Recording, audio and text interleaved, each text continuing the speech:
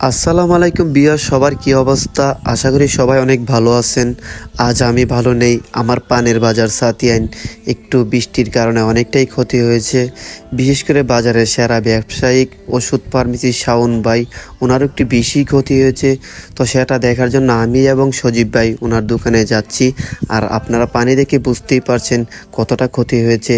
তো এটা দেখার জন্য আমরা দুই ভাই চলে আসলাম শাওন ভাইয়ের দোকানে সরাসরি।